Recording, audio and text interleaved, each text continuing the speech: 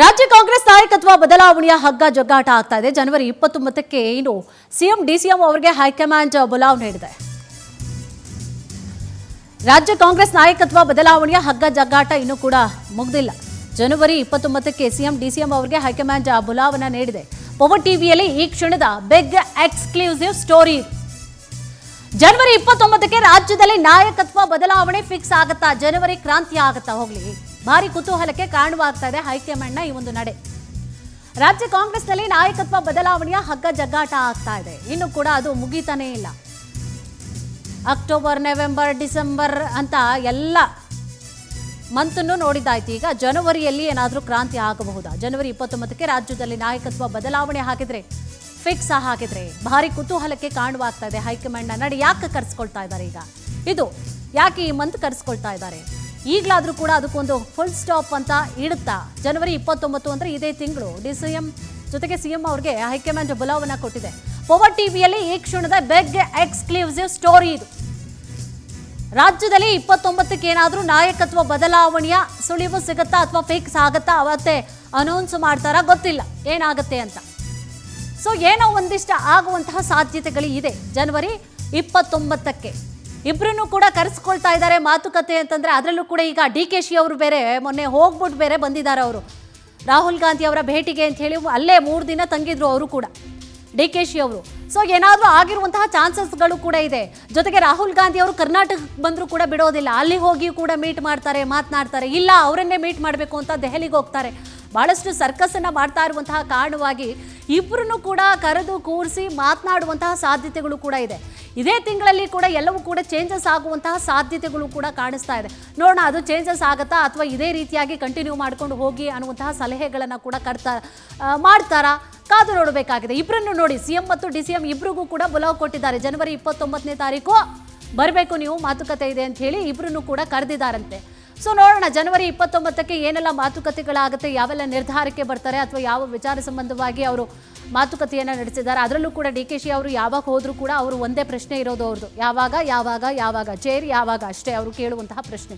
So ಅವರ ಯಾವಾಗ ಅನ್ನುವಂತಹ ಪ್ರಶ್ನೆಗೆ ಏನಾದರೂ ಡೇಟ್ ಗೀಟ್ ಏನಾದರೂ ಫಿಕ್ಸ್ ಮಾಡ್ತಾರಾ ಅನ್ನುವಂತಹ ಕುತೂಹಲ ಕೂಡ ಇದೆ. ಜೊತೆಗೆ ಸಿಎಂ ಅವರು ಕೂಡ ಬಿಟ್ಟುಕೊಡ್ತಾರಾ? ಅಂದರೆ ಸಿಎಂ ಸಿದ್ದರಾಮಯ್ಯ ಅವರು ಬಿಟ್ಟುಕೊಡ್ತಾರಾ ಅವರ ಚೇರನ್ನು, ಅಥವಾ ಇನ್ನೇನಾದರೂ ಟಾಸ್ಕ್ಗಳನ್ನು ಕೊಡ್ತಾರಾ, ಅಥವಾ ಇನ್ನೇನಾದರೂ ಕೂಡ ಪರೀಕ್ಷೆಗಳನ್ನು ಎದುರಿಸಬೇಕಾಗತ್ತಾ DK ಶಿ ಅವರು? ಗೊತ್ತಿಲ್ಲ. ಹೆಚ್ಚಿನ ಶಾಸಕರ ಬೆಂಬಲವನ್ನು ಕೂಡ ಅವರು ಪಡೆದುಕೊಳ್ಬೇಕು. ಆ ಥರ ಏನಾದರೂ ಸಲಹೆ ಸೂಚನೆಗಳನ್ನು ಕೊಡುವಂಥದ್ದು ಈ ರೀತಿಯಾಗಿ ಏನಾದರೂ ಇರುತ್ತಾ? ಕಾದು ನೋಡಬೇಕಾಗಿದೆ.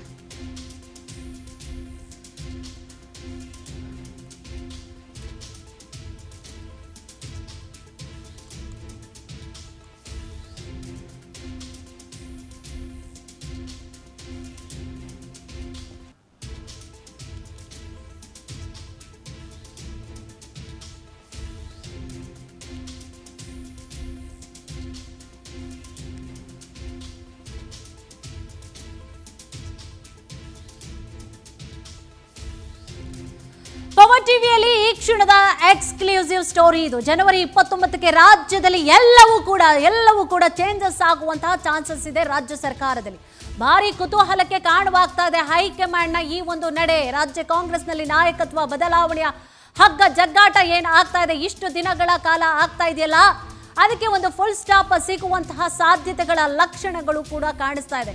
ಎಸ್, ಹೈಕಮಾಂಡ್ ಈಗಾಗಲೇ ಬುಲಾವನ್ನ ಕೊಟ್ಟಿರುವಂತಹ ಕಾರಣವಾಗಿ ಇಬ್ಬರನ್ನು ಕೂಡ ಕೂರಿಸಿ ಮಾತನಾಡುವಂತಹ ಸಾಧ್ಯತೆಗಳಿದೆ. ಕುರ್ಚಿ ವಿಚಾರ ಸಂಬಂಧವಾಗಿ ಅಥವಾ ಎಲೆಕ್ಷನ್ ವಿಚಾರಕ್ಕೆ ಸಂಬಂಧಪಟ್ಟ ಹಾಗೆ ಮಾತನಾಡುವಂತಹ ಸಾಧ್ಯತೆಗಳು ಇರುವಂಥದ್ದು. ಜೊತೆಗೆ ಈಗಾಗಲೇ DK ಶಿ ಅವರು ಕೂಡ ಸತತವಾದಂತಹ ತನ್ನ ಕೈಲಿ ಎಷ್ಟೆಷ್ಟು ಆಗುತ್ತೋ ದೇವ್ರ ಮುಂದೆ ಮೊರೆ ಹಿಡ್ತಾರೆ. ಹೈಕಮಾಂಡ್ ಪಕ್ಷವನ್ನು ಕೂಡ ದೇವ್ರ ರೀತಿಯಾಗಿ ಅವರು ಕಾಣ್ತಾ ಇದ್ದಾರೆ. ಸೊ ಪಕ್ಷದ ಮುಂದೆ ಇಟ್ಟಾಯ್ತು, ಒಂದಷ್ಟು ಮಾತನಾಡಿಸದೇ ಇರುವಂತಹ ಸಚಿವರನ್ನೆಲ್ಲ ಮಾತನಾಡಿಸಿದ್ದಾಯ್ತು DK ಶಿ ಅವರು. ಶಾಸಕರ ಬೆಂಬಲಕ್ಕೂ ಕೂಡ ಸಾಕಷ್ಟು ಹರಸಾಹಸವನ್ನು ಕೂಡ ಈಗಾಗಲೇ DK ಶಿ ಅವರು ಪ್ರಯತ್ನವನ್ನ ಮಾಡ್ತಾ ಇದ್ದಾರೆ. ಆ ಪ್ರಯತ್ನಗಳೆಲ್ಲವೂ ಕೂಡ ಸಫಲ ಆಗತ್ತಾ ಜನವರಿ 29ಕ್ಕೆ? ಹಾಗಿದ್ರೆ ಕುರ್ಚಿಯನ್ನ ಕೂಡ ಎತ್ತಿ ಕೊಟ್ಟು ಬಿಡ್ತಾರಾ ಸಿಎಂ ಸಿದ್ದರಾಮಯ್ಯ ಅವರು DK ಶಿ ಅವರಿಗೆ? ಗೊತ್ತಿಲ್ಲ. ಅಥವಾ ತೆರವು ಮಾಡಿಕೊಡಿ ಅಂತ ಏನಾದರೂ ಹೈಕಮಾಂಡ್ ಹೇಳುತ್ತಾ? ಗೊತ್ತಿಲ್ಲ. ಎಸ್, ಇದೇ ವಿಚಾರ ಸಂಬಂಧವಾಗಿ ಹೆಚ್ಚಿನ ಡೀಟೇಲ್ಸ್ ಅನ್ನ ಕೂಡ ನೀಡ್ತಾ ಹೋಗ್ತಾರೆ ನಮ್ಮ ಪ್ರತಿನಿಧಿ ರೂಪೇಶ್. ಎಸ್ ರೂಪೇಶ್, ಜನವರಿ 29ನೇ ತಾರೀಕು ಇಬ್ಬರನ್ನೂ ಕೂಡ ಅಂದರೆ ಸಿಎಂ ಮತ್ತು DCM ಇಬ್ಬರನ್ನೂ ಕೂಡ ಕರೆದಿದ್ದಾರೆ ಅಂತಂದ್ರೆ ಸಾಧ್ಯತೆಗಳಿಗೆ ಏನಿದೆ? ಯಾತಕ್ಕೋಸ್ಕರ ಕರೆದಿರಬಹುದು ಅಥವಾ ಏನಾದರೂ ಚೇಂಜಸ್ ಆಗುವಂತಹ ಸಾಧ್ಯತೆ ಇರುತ್ತಾ? ಅವತ್ತು ಏನಾದರೂ ಏನಿದೆ ಮಾಹಿತಿ? ಕುಸುಮ, ಈಗ ಹೈಕಮಾಂಡ್ ಒಂದು ನಿರ್ಧಾರಕ್ಕೆ ಬಂದಂತೆ ಕಾಣ್ತಾ ಇದೆ. ಯಾಕಂತ ಹೇಳಿದ್ರೆ ಡಿ.ಕೆ ಶಿವಕುಮಾರ್ ಸಾಕಷ್ಟು ಕಸರತ್ತುಗಳನ್ನ ಮಾಡ್ತಾ ಇದ್ದಾರೆ. ಸಿಎಂ ಕೂಡ ದಾಖಲೆಗಳ ಮೇಲೆ ದಾಖಲೆ ಮಾಡಿದ್ದಾರೆ. ಸಿಎಂ ಮಾಡ್ತಕ್ಕಂಥ ಯಾವ ದಾಖಲೆಗಳು ಇಲ್ಲ. ಯಾಕಂತ ಹೇಳಿದ್ರೆ ಅವರು ಈಗ ಅತಿ ಹೆಚ್ಚು ಕಾಲ ಸಿಎಂ ಆಗಿದ್ದಾಗಿದೆ, ಹೆಚ್ಚು ಕಾಲ ಬಜೆಟ್ ಮಂಡಿಸಿದ್ದಾಗಿದೆ. ಹೈಕಮಾಂಡ್ ಒಂದು ಚರ್ಚೆಯನ್ನ ಮಾಡ್ತಾ ಇದೆ ಅಂತ ಹೇಳಿದ್ರೆ ಡಿ.ಕೆ ಶಿವಕುಮಾರ್ಗೆ ಅಧಿಕಾರ ಬಿಟ್ಟುಕೊಟ್ಟ ಹೇಗೆ ಅಂತ ಹೇಳಿ. ಹೀಗಾಗಿ ಒಂದು ಅಧಿಕಾರ ಬಿಟ್ಟು ಕೊಡುವಂತ ಚರ್ಚೆ ಇಲ್ಲ ಅಂತ ಹೇಳಿದ್ರೆ ಸಿಎಂ ಸಿದ್ದರಾಮಯ್ಯ ಅಧಿಕಾರದಿಂದ ಮುಂದುವರೆದಂತ ಚರ್ಚೆ. ಹೀಗಾಗಿ 29ಕ್ಕೆ ಒಂದು ಕ್ಲೈಮ್ಯಾಕ್ಸ್ ಹಂತಕ್ಕೆ ಬಂದಂತ ಕಾಣ್ತಾ ಇದೆ. ಹೀಗಾಗಿ ಪದೇ ಪದೇ ತಡ ಮಾಡಿದ್ರೆ ಸಾಧ್ಯ ಆಗೋದಿಲ್ಲ. ರಾಜ್ಯದಲ್ಲೂ ಕೂಡ ಒಂದಿಷ್ಟು ಗೊಂದಲಗಳಿದೆ. ರಾಜ್ಯದಲ್ಲೂ ಕೂಡ ಒಂದಿಷ್ಟು ಸಚಿವರುಗಳು ಶಾಸಕರು ಮಾತಾಡ್ತಾ ಇದ್ದಾರೆ. ಒಂದು ನಿರ್ಧಾರಕ್ಕೆ ಬರ್ಬೇಕು ಹೈಕಮಾಂಡ್ ಅಂತ ಹೇಳಿ. ಆಯ್ತು, ನೀವು ಅಧಿಕಾರ ಬದಲಾವಣೆ ಮಾಡಿ ಅಂತ ಹೇಳಿ ಅಲ್ಲ, ಆದ್ರೆ ಬದಲಾವಣೆ ಆಗುತ್ತಾ ಇಲ್ಲ ಅನ್ನೋದು ಸ್ಪಷ್ಟಪಡಿಸಿ. ಆಗೋದಿಲ್ಲ ಅಂತ ಹೇಳಿದ್ರೆ ಆಗೋದಿಲ್ಲ ಅಂತ ಹೇಳಿ ಅಂದ್ಕೊಳ್ತೇವೆ. ಅಗತ್ಯ ಅಂದ್ರೆ ಅಗತ್ಯ ಅಂತೇಳಿ ಮೈಂಡ್ ಸೆಟ್ ಮಾಡ್ಕೊಳ್ತೀವಿ ಅಂತ ಹೇಳ್ತಾ ಇದ್ದಾರೆ. ಹೀಗಾಗಿ ಹೈಕಮಾಂಡ್ ಬಲ ಕೊಟ್ಟಿರೋದ್ರಿಂದ ಇದೇ 29ನೇ ತಾರೀಕಿಗೆ ಒಂದು ನಿರ್ಧಾರಕ್ಕಂತೂ ಬರುತ್ತಾ, ನಾಯಕತ್ವ ಬದಲಾವಣೆ ಆಗುತ್ತೋ ಇಲ್ಲ ಅನ್ನೋದ್ರ ಚರ್ಚೆಗೆ ಒಂದು ಫುಲ್ ಸ್ಟಾಪ್ ಬೀಳುವಂತ ಸಾಧ್ಯತೆ ಇದೆ. ಮೊನ್ನೆ ಕೂಡ ಇಲ್ಲಿ ಏರ್ಪೋರ್ಟ್ ನಲ್ಲಿ ರಾಹುಲ್ ಗಾಂಧಿ ಚರ್ಚೆ ಮಾಡಿದವರು ಕೂಡ ಕ್ಲಾರಿಟಿ ಸಿಕ್ಕಿರ್ಲಿಲ್ಲ. ಡಿ.ಕೆ ಶಿವಕುಮಾರ್ ದೆಹಲಿಗೆ ಒಂದು 5-6 ಬಾರಿ ಭೇಟಿ ಮಾಡಿದಾಗಲೂ ಕೂಡ ಒಂದು ನಿರ್ಧಾರಕ್ಕೆ ಬಂದಂತ ಕಾಣ್ತಾ ಇಲ್ಲ. ಇವೆಲ್ಲವೂ ಕೂಡ ಬೇರೆ ಬೇರೆ ರೀತಿಯಾಗಿರ್ತಕ್ಕಂಥ ಭೇಟಿ ಆಗಿತ್ತು. ಯಾವುದೋ ಸಂದರ್ಭದಲ್ಲಿ ದೆಹಲಿಗೆ ಹೋಗಿರ್ತಾರೆ, ಬೇರೆ ಕೆಲಸದ ಮೇಲೆ ದೆಹಲಿ ಹೋಗಿರ್ತಾರೆ.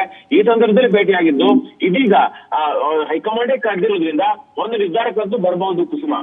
ಎಸ್ ಸರ್, ಥ್ಯಾಂಕ್ ಯು ತಮ್ಮೆಲ್ಲ ಡೀಟೇಲ್ಸ್ಗಾಗಿ.